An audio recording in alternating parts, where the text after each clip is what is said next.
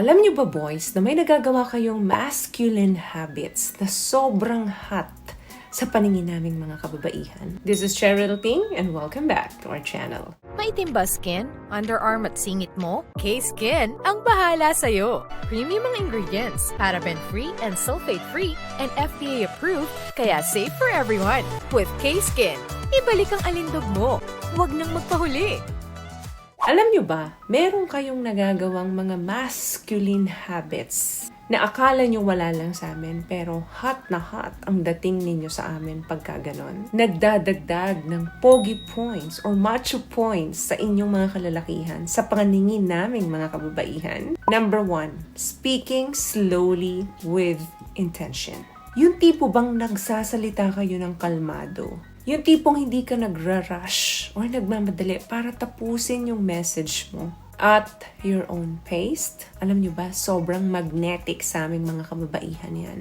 Yan yung klase ng control ninyo sa amin na nagpapakita na wala kayong gustong i-prove na kahit na ano. You're not trying to prove anything from us. Alam mo kung sino ka, your words carry weight.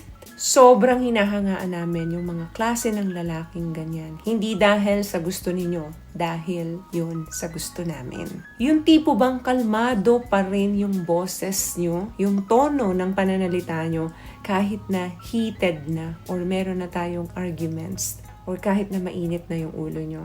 Mas napapasuko mo ang babae kapag mahinahon kang magsalita. Lahat naman pwedeng sumigaw, lahat naman pwedeng manigaw. But staying cool in conflict, nagpapakita lang yan ng real strength ng isang lalaki. Yung kalmadong boses sa gitna ng chaos ay senyales lang na nagpapakita ito ng power and maturity ng isang lalaki. Sobrang safe ang pakaramdam ng babae kapag ganyan and deeply attracted ang isang babae sa inyo. Another thing, dressing well without chasing trends. Maayos kayong manamit, pero hindi nyo kailangan sundan kung ano yung uso. Pero ang gwapo-gwapo nyo pa rin. Nako, laglag ang panty ng mga kababaihan sa mga lalaking maayos manamit.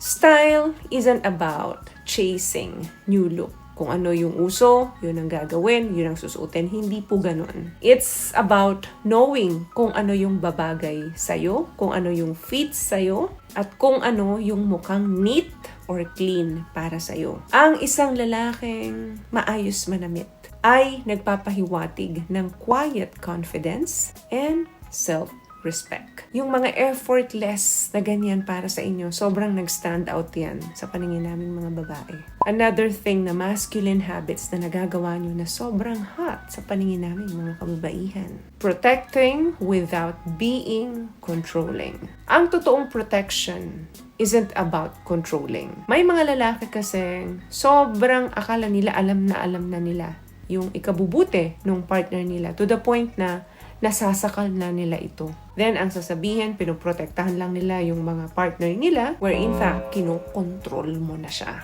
Hindi po ganon. It's about care. Yung tipong naglalakad kayo outside of the streets at minimake sure mo na safe siya. Maliit na bagay na nagagawa mo pero sobrang chini-cherish ng babae yan. You make us feel cherished, not restricted, and that is very powerful.